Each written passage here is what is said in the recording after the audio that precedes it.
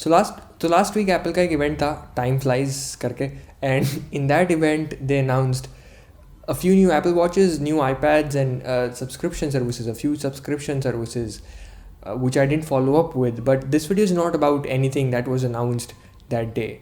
This video is about the event itself and the leaks. So before the event itself, I knew that Apple would announce two new Apple Watches, and one of them will be an Apple Watch SE, which is going to be affordable. I also knew it would announce iPad Air 4, which will have iPad Pro-like design and Touch ID on top. And I also knew that it would not announce any new iPhones. And that's exactly what happened. And this just made the entire event very boring. Actually, it was not boring just because I knew what they would announce next.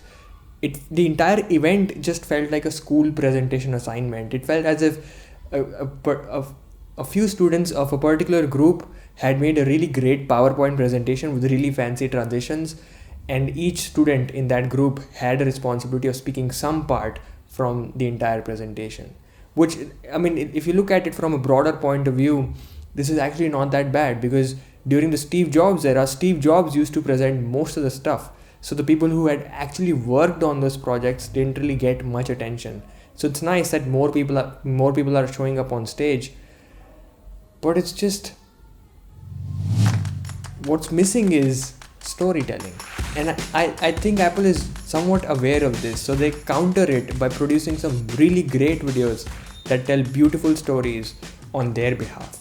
So if you go up to the Apple's official YouTube channel, I can pretty much guarantee that you will be blown away by almost every single video that's been uploaded to that YouTube channel. It's actually, if you think about it, completely opposite of what it used to be during the Steve Jobs era.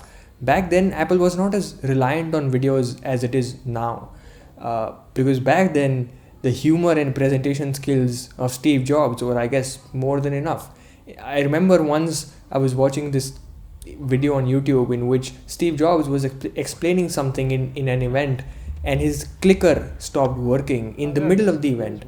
And so instead of panicking, he converted that error into an opportunity to tell the audience a story involving him and the Steve Wozniak, the co-founder of Apple, from their college days. Clicker is not working. All right. They're scrambling backstage right now.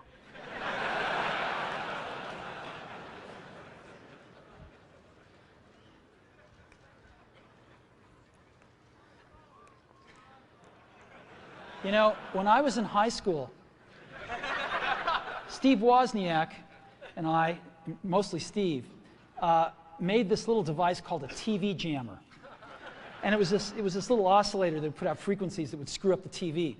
And Woz would have it in his pocket, and we'd go into like a dorm at Berkeley where he was going to school, and a bunch of folks would be watching like Star Trek, and he'd screw up the TV, and somebody'd go up to fix it, and just as they had their foot off the ground, he'd turn it back on. And if they put their foot back on the ground, he'd screw up the TV again. And within 5 minutes, he'd have somebody like this for the rest of the Star Trek episode. Okay, so maybe it's working now. Maybe they're going to have to click them for me.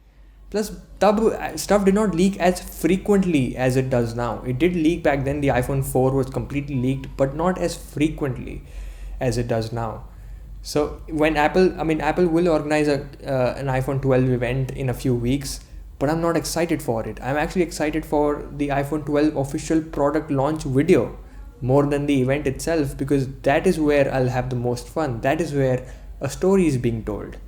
That's what I'm most excited about. But another perspective to all of this could be, not everyone can really be like Steve Jobs on stage. Not everyone can have the same humor and presentation and storytelling skills. And that is fine, because the Apple, the company, still makes really great products. And I guess that's what's making me sit through the entire event.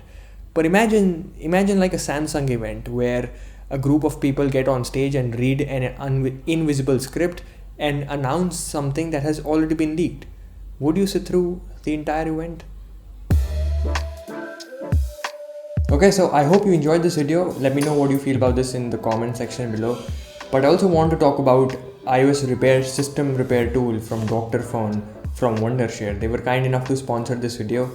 and it's actually a really great tool. System repair tool basically allows you to fix the various iOS problems in very common scenarios, such as black screen recovery mode, white screen of death, and even more. It can also help you downgrade iOS without using iTunes, and in most cases it fixes all these problems without any data loss, which is very convenient. So using the link in the description, you can get about 40% off on this tool. You can even get an iOS 14 guide and even participate in an iPhone 12 giveaway, which is going on right now. So check it out.